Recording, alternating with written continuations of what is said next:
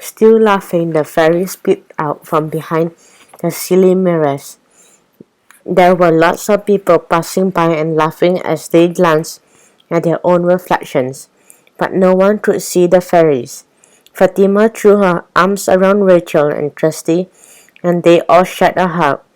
"You have both been amazing," she said. "You are so trying to help me. I wouldn't have been able to get my tea ring back all by myself." "We want to help all the funfair fairies," said Trusty. "It's not fair that Jack Frost should get away with these naughty plans. Queen Titania and King Oberon will be happy to hear that another of the tea rings is back where it belongs," said Fatima. "I cannot wait to tell them. But first," she waved her wand and the dolls grew to human size again. Their fairy wings disappeared. "Thanks to you, the face painting at fun fairs everywhere will make children happy again," said Fatima, hovering between them. "Now I can go back to the summer fair in Fairyland with good news." "Goodbye," said Rachel. "It was lovely to get to know you," Kirsty added. Fatima waved her wand around herself, creating a circle of golden fairy dust that wound up around her like a ribbon. The circle grew smaller, then disappeared, taking Fatima with it. Rachel and Kirsty stepped out from behind the funny mirrors and smiled at each other. "What would you like to do now?" Rachel asked. "Let's get our faces painted," said Kirsty. "It'll be fun and a really good way to check that everything is back to normal." "Great plan," said Rachel, "and I know exactly what we should ask for, fairy faces." Side by side they ran back to the place where the face painting stalls were set up. Jack Frost's stall had vanished, but Patrice was still there. She had packed up her paints and was about to fold up her face painting table. "Hello again, girl," she said. "I'm just about to head home. Are you looking for the blue face painter?" "No," said Kirsty. "We're looking for you. We want to have fairy faces," said Rachel. "Please will you do it for us?" Matilda and Georgia said you are an amazing face painter." "I wish I could," said Patrice. "Don't you remember what I told you? All my face paints have dried up." "Could you check again?" Kirsty asked, clasping her hands together in a pleading way. "Please, Patrice." Patrice looked at her for a moment and then picked up a large black case and put it on the table. "I'll show you," she said.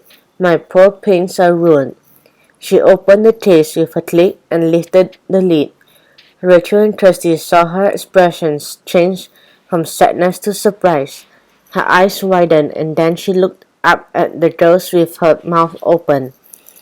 "I can hardly believe it," she said. "My paints are absolutely fine. How could this have happened? It's almost like magic." She laughed and Kirsty and Rachel exchanged a secret smile. They couldn't tell Patrice the truth because they had promised to keep the fairies a secret, but they knew that the world was full of magic. Rachel sat down on the chair and Patrice got her paints ready. Just then Kirsty spotted Matilda and Georgia walking past. Their faces were clean again and they were smiling. "Matilda, Georgia," Kirsty called. "We're getting our faces painted. Patrice's paints are back to normal."